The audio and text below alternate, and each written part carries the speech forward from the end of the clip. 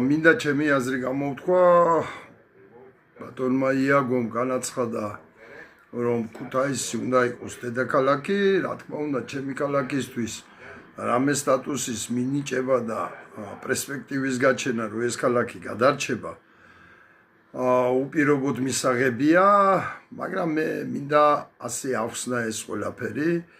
რა თქმა უნდა კარგია ქუთაისი თუ გადარჩება, მაგრამ მინდა ერთი შეკითხვა დავსვა. აი ბალდა სოფელი სიდანაც სხვათა შორის სულაევის გვარი მოდის და ჩემთვის ერთ-ერთ უსაყვარლეს სოფლად გადაიქცა. თბილისმა გაუყიდა ხეობა, გაუყიდა მდინარე, გაუყიდა მიწა, ისე რომ ბალდელებისთვის აფელი არ უკითხიათ. ავიღოთ აგერ ახლა მიდის პროცესები საირმეში. თბილისმა გაუყიდა ისე ტერიტორია ტყე, რომ ერთი არ შეკითხა იქაურსოფლეს, შენ რა აზრის ხარ? ან თვითმმართველობას, რომელიც არ არსებობს. შენ რა აზრის ხარ? იქეთ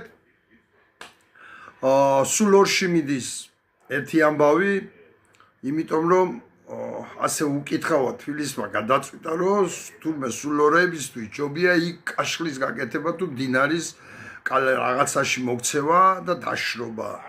ისე რომ არავის არ უკითხია სულ ორის თვითმმართველობისა და არც სულ ორში მცხოვრები ადამიანებისა და ახლა შორცაგვე სურევშია ამნაირი სიტუაცია და საერთოდ ყველგანაა. მე უკვე რამდენიმე ათეული წელია აი ზუსტად მაგას ვიძახი, რომ არ შეიძლება და ასეთი ცენტრალიზირებული სახელმწიფო ვერავითარ დემოკრატია ცენტრალიზირებულ სახელმწიფოში ვერ იქნება. იმიტომ ადამიანები თვითმმართველობაში და სახელმწიფოს მმართველობაში მხოლოდ და მხოლოდ ადგილებზე შეძლებენ მონაწილეობას. მათ მხოლოდ და მხოლოდ ადგილზე შეუძლიათ მონაწილეობა და დემოკრატია თვითმმართველობის, რეალური თვითმმართველობის გარეშე არ არსებობს.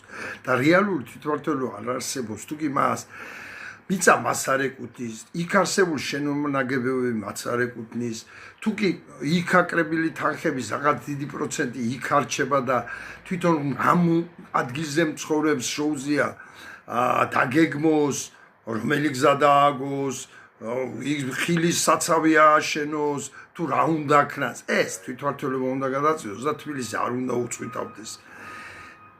ეს სანამ იქნება, მანამდე ჩვენი ქვეყნის საშველი არ იქნება. ამაში ღრმად ვარ დარწმუნებული და კიდევ ერთი შეკითხვა მიჩნდება. ქალაქის მერად მოსვლის შემთხვევაში დედაქალაქად